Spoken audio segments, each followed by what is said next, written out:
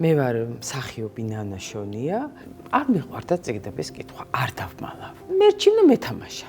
მაგრამ მამა ჩემმა ესეთი ხერხს მიმართა. მთელი ბიბლიოთეკა და კარგი ბიბლიოთეკა ქონდა ჩვენ სახლში, შემოიტანეს ჩემს ოთახში და იქ დააბინავეს. ერთხელაც გადმოვიღე წიგნი.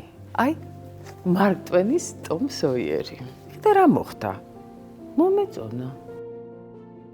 განვიცდიდი მათ ამბავს, მათ ისტორიებს და საერთოდ შემოვიდნენ ეს პერსონაჟები ჩემს გულში. მესიზმრებოდნენ კიდეც.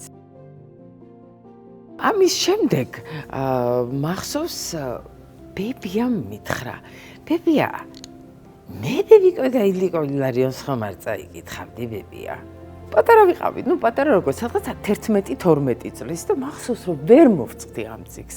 მახსოვს ამის მერე როცა წავიკითხე მე ბებიკო ილარიონი, ჰელადოსი წავიკითხე და ჰელადოსმა ჩემში მოახდინა როგორ გითხრათ, აი შეძრული ვიყავი. გარდატეხა მოხდა ჩემში რომ და ეს ბიჭი იანგული მახსოვს რომ აი ძალიან დიდი ხანი იყო ჩემი საყვარელი პერსონაჟი. აი სამი მეგობარი და მართლა აი ხამე ჩუმად კითხულობდი იმის მაგივრად რომ დამეძინა და მეორე დღეს სკოლაში წავსულიყავი. ცრემლებიც მომდიოდა. პატი არის ესეთი არაჩვეულებრივი პერსონაჟი და პატის ხატავდი. პირველად ხამე გავათენე მე სამ მეგობარს. ეს იყო ჩემი პირველი გათენებული ხამე.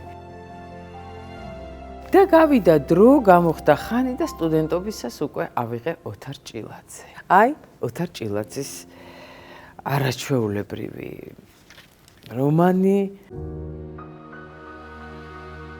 გაბრიელ გარსია მარკესის მარტოობის 100 წელიწადი. სადაც არ უნდა გადაშალო.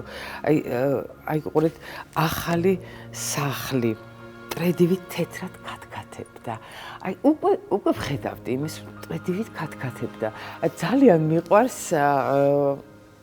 პერსონაჟი ურსულა.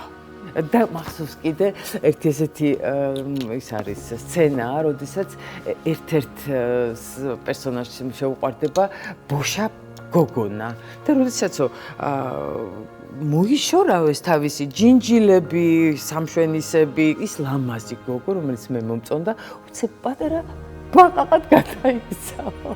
ცოტა გამეცინა ამას და სხვა ძალიან ხშირად არის, რომ სულ მახსენდება ჩემი ჯინჯილებს რომ მოვიხსნი ხოლმე, რომ ვაიმე მეს ბაყაყად ხომ არ გადავიქეცი.